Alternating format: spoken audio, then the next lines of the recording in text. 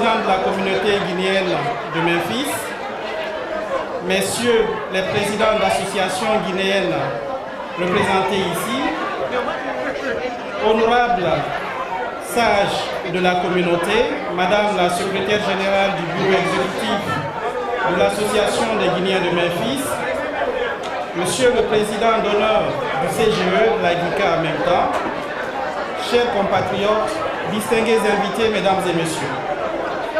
C'est avec une immense joie que je suis à Memphis avec vous ce soir pour représenter son Excellence Madame Sidibé Hadja Fatoumata Kaba, ambassadeur extraordinaire et plénipotentiaire de notre pays près des États-Unis d'Amérique.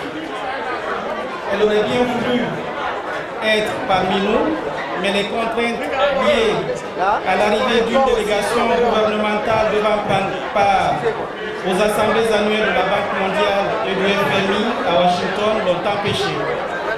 Cependant, elle m'a demandé de vous transmettre ses chaleureuses et sincères salutations et ses remerciements pour l'invitation que vous avez bien voulu lui adresser.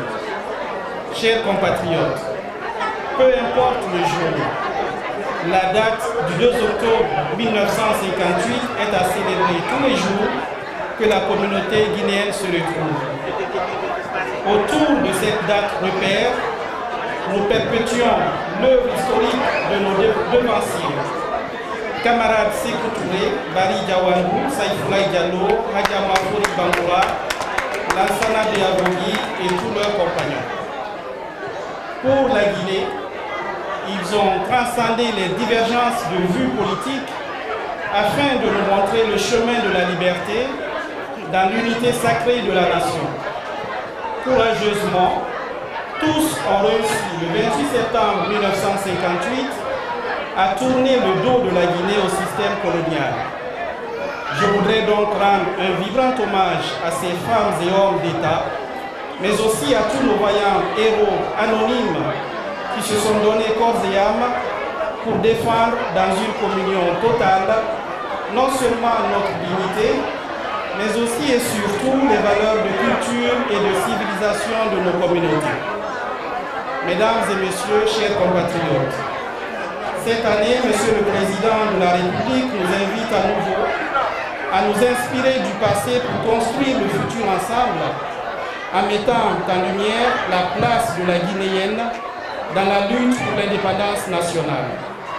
Oui, dans tous les combats en Guinée, les femmes ont joué un rôle majeur, notamment en termes de mobilisation sociale et de soutien politique et économique.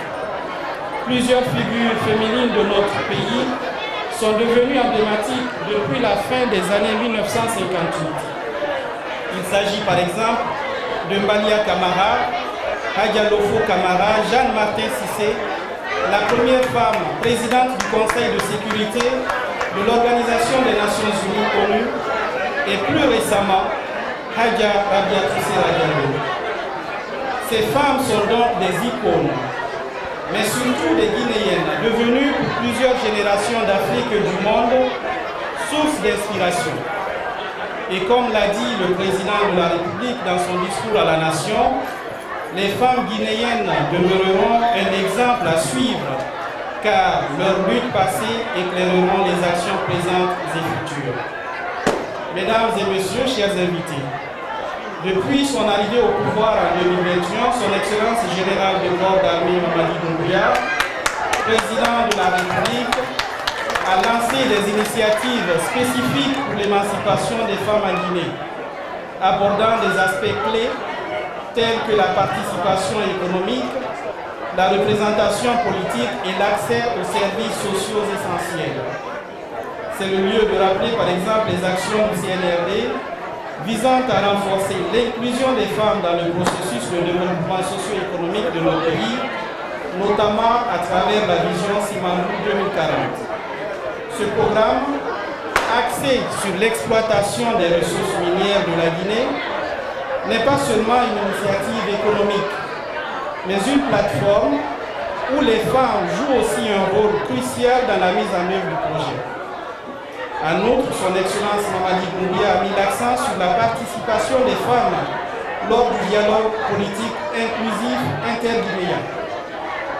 Ce processus destiné à aboutir à une réconciliation nationale incluait des représentants de diverses communautés, dont les femmes, pour discuter des enjeux politiques, économiques et sociaux du pays. Le défi aujourd'hui est de mieux intégrer les femmes dans la dynamique de développement national.